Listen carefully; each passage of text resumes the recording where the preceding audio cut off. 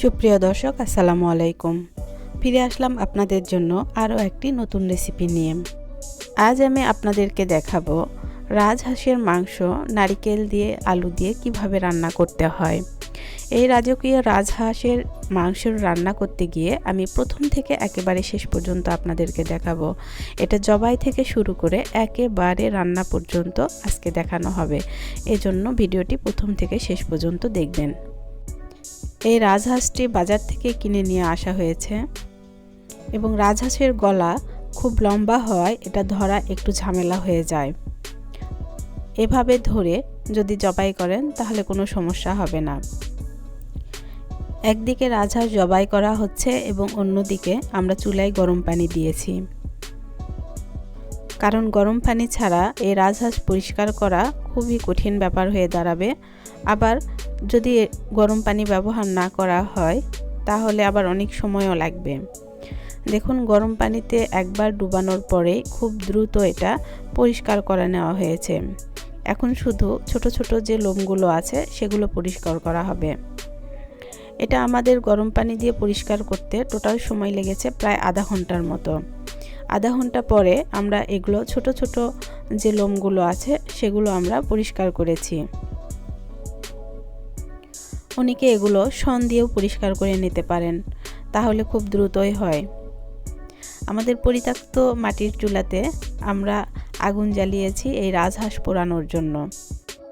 গ্যাসের চুলায় এটা পোড়ানো খুব কঠিন হয়ে দাঁড়ায়, তবে যাদের এরকম মাটির চুলা নেই তারা অবশ্যই গ্যাসের চুলা ব্যবহার করতে পারবেন।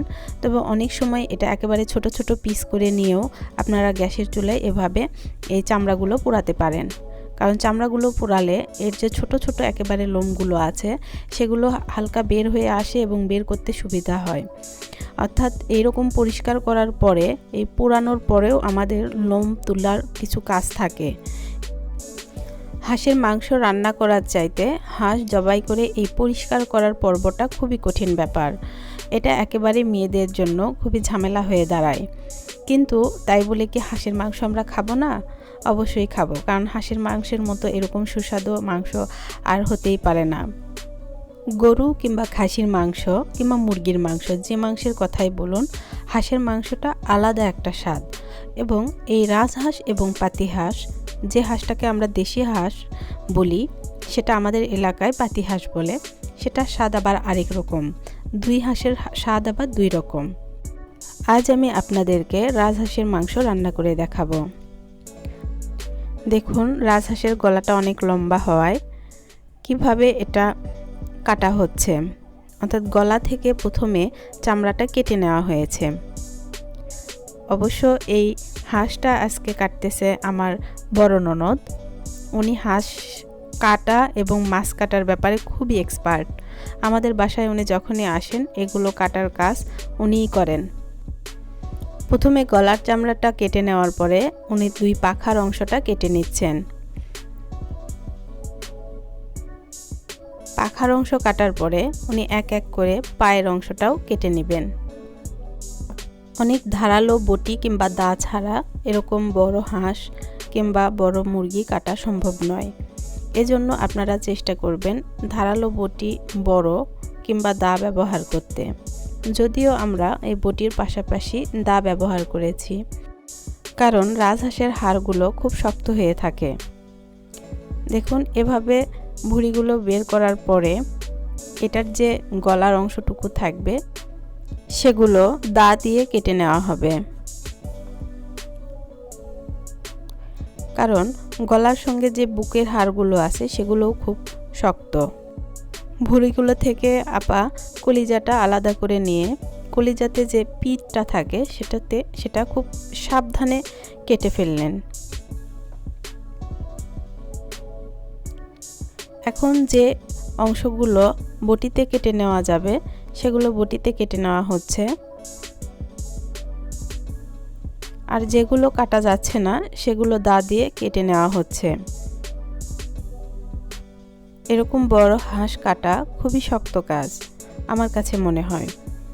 যদিও একটু পরিকল্পিতভাবে কাটলে এটা খুব সহজ, যে কোনো মানুষ একটু সাবধানে যদি কেটে নেয় তাহলেই পারবে।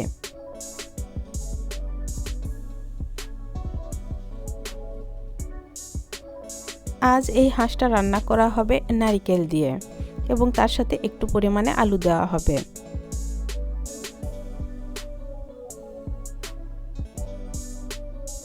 হাঁসগুলো কাটাকাটির প্রায় শেষের দিকে। এগুলো এখন শক্ত শক্ত যে হাড়গুলো আছে সেগুলো দা দিয়ে হালকা করে কেটে দেওয়া হচ্ছে, যেন সেগুলো বটি দিয়ে সহজেই কেটে নেওয়া যায়। আর এক পাশে আমার শাশুড়ি মা নারকেল কুড়ে নিচ্ছেন। বলতে গেলে আজ আমাদের বাসায় পিকনিকের মতো করেই রান্না করা। মাংসগুলো খুব চেপে চেপে প্রেসার কুকারে দেওয়া হচ্ছে। প্রেসার কুকারে এই জন্য দেওয়া হচ্ছে যে যেহেতু এই হাড়গুলো খুব শক্ত, সেজন্য প্রেসার কুকারে আগে হালকা একটু সিজ দিয়ে নেওয়া হবে, অর্থাৎ 2-3টা সিজ দিয়ে আমরা নিয়ে নিব। এতে আমাদের কষাতে খুব সুবিধা হবে, তাড়াতাড়িও রান্নাটা হয়ে যাবে।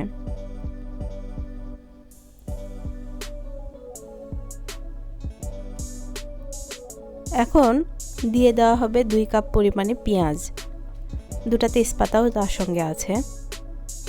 6 টেবিল চামচ পরিমাণ শুকনো মরিচের গুঁড়া দেওয়া হবে। এক্ষেত্রে বেশি দেওয়া হচ্ছে এই কারণে যে আমি যে পরবর্তীতে আলু কিংবা নারিকেল অ্যাড করব, সেটারও মরিচ এবং অন্যান্য যে মশলাগুলো আছে সবই দেওয়া হচ্ছে আগে আগে। তাহলে মাংসের ভিতরে খুব ভালোভাবে যাবে এবং তরকারিটাও ভালো লাগবে। 1 টেবিল চামচ পরিমাণ ধনা গুঁড়া, এটা উঁচু করে দেওয়া হয়েছে। 1 টেবিল চামচ পরিমাণ জিরা গুঁড়া, 2 টেবিল চামচ পরিমাণ মাংসের মশলা, অর্থাৎ সব ধরনের গরম মশলার গুঁড়া এটাতে আছে। আপনারা ইচ্ছা করলে সাদা মশলা, কালো মশলা এগুলো আলাদা করে দিতে পারেন। 3 টেবিল চামচ পরিমাণ লবণ, 1.5 টেবিল চামচ পরিমাণ হলুদ,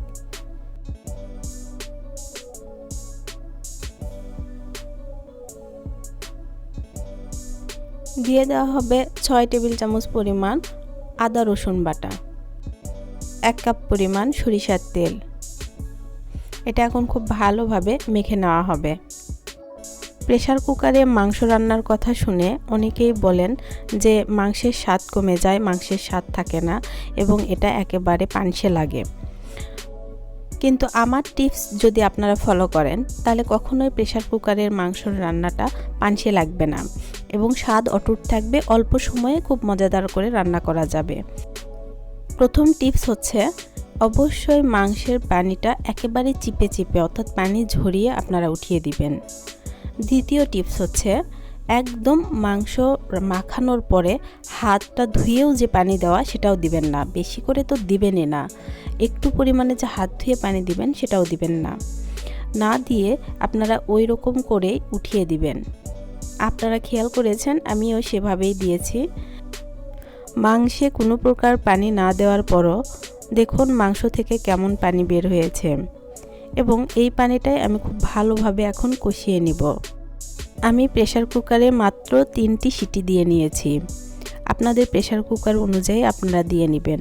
অর্থাৎ আমি মাংসটা একেবারে সেদ্ধ করে নিইনি, অর্থাৎ হাফ ডানেরও কম করে নিয়েছি। এখন এই পানিটা আমি খুব ভালোভাবে শুকিয়ে নিব, অর্থাৎ মাংসটা এই পানিতেই আমি কষিয়ে নিব। এই অবস্থায় আমি আলু দিয়ে নিব। তাছাড়া আলু সেদ্ধ হতে চাইবে না। গোল আলুর মধ্যে যেগুলো একটু বড় সাইজের সেই আলু, এগুলো আমি 1 ভাগ করে নিয়েছি। এরকম রান্না করতে করতে আলুগুলো এমনিতেই ছোট হয়ে আসবে, অর্থাৎ ভেঙে যাবে। আমি এখন এটা কষাতে থাকব। আমাদের এই রাজহাঁসের 3 কেজি পরিমাণ মাংস হয়েছিল, আমি সেখান থেকে 1.5 কেজি পরিমাণ নিয়েছি। এটা এখন খুব ভালোভাবে কষানো হবে। আমি আগেই বলেছি প্রেসার কুকারে আমি জাস্ট সিটি দিয়ে নিয়েছি রান্নাটা একটু তাড়াতাড়ি হওয়ার জন্য, মাংসটাকে খুব ভালোভাবে সিদ্ধ করার জন্য নয়। মাংসের যে পানিটা বের হতে সময় লাগে সেটা আমি প্রেসার কুকারে দিয়ে খুব তাড়াতাড়ি বের করে নিয়েছি। এটাই জাস্ট। মাংসের পানি কষানোর পরে আমি এটা পাতিলে ঢেলে নিয়েছি এবং হালকা একটু গরম পানি দিয়েছি। এখন আমি নারকেল বাটা দিয়ে দিব, অর্থাৎ নারকেল কোরানোর পরে আমি এটা ব্লেন্ডারে ব্লেন্ড করে নিয়েছি। এখন এটা মাংসের সঙ্গে আমি খুব ভালোভাবে কষিয়ে নেব। আমি আগেই বলেছি যে যেহেতু হাঁসের মাংস খুবই শক্ত হয়, সেজন্য এতবার কষানোর পরেও এটা একদম কিছুই হবে না, অর্থাৎ সেদ্ধই হতে চাইবে না। আমি একবার শুধু মাংসের পানিটা কষিয়ে নিয়েছি এবং অল্প পরিমাণে গরম পানি দিয়েছি। এটা এখন ভালোভাবে কষিয়ে নিব। কষানোর সময় এটা আমি বারবার নাড়ছি, কারণ এটা না নাড়লে নিচের দিকে লেগে যাওয়ার সম্ভাবনা থাকে। পাতিলের নিচে যখন কোনো তরকারি লেগে যায় তখন সেটা স্বাদ একবারে বিদকুটে হয়ে যায়। সেজন্য চেষ্টা করবেন যেন নিচে না লেগে যায়, সেজন্য একটু পরপর এটা নেড়ে দিবেন। আমি 5 মিনিট পর পরই দেখা গেছে ঢাকনা দিয়ে ঢেকে দিয়েছি এবং কয়েক মিনিট পর পরই আমি এটা নেড়ে দিয়েছি।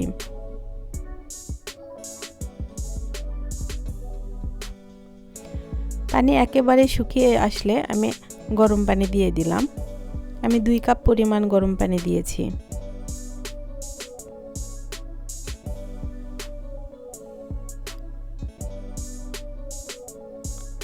এবার আমি কষিয়ে নিয়ে একেবারে ঝোলের পানি দিয়ে দিব।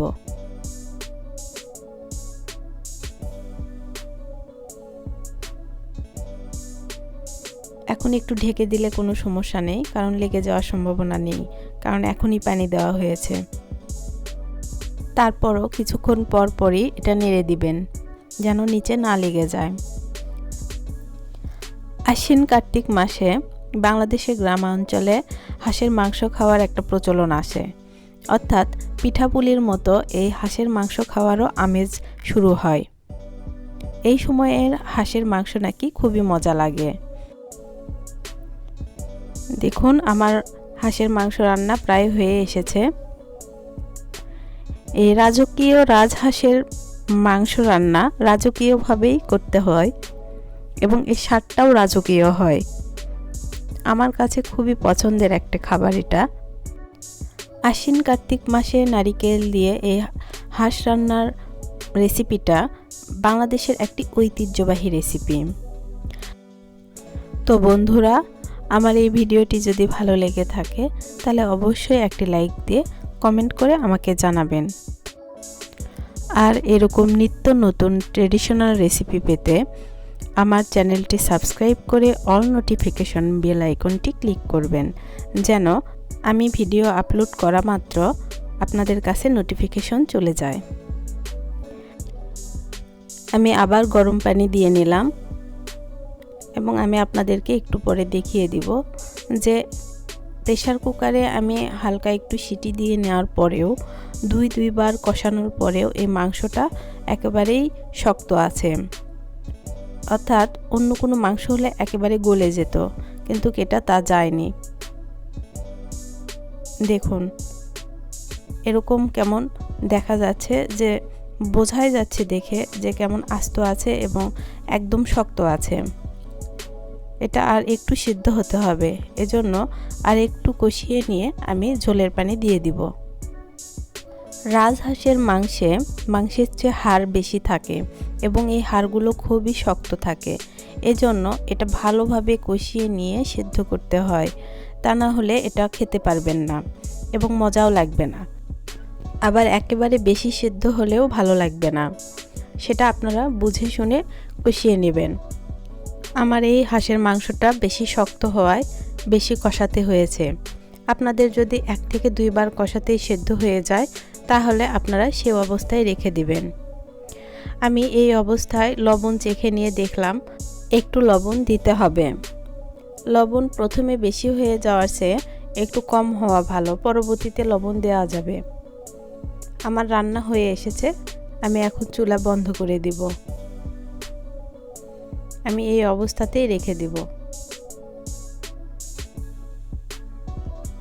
দেখুন পরিবেশনের জন্য উঠিয়ে নেওয়া হয়েছে, দেখেই বোঝা যাচ্ছে কতটা লোভনীয় একটা খাবার। হাঁসের মাংস রান্না করার পরে যদি দেখেন মাংসটা কালো হয়েছে তাহলে বুঝবেন রান্নাটা পারফেক্টলি হয়েছে, ঠিক আমার রান্নার মতো।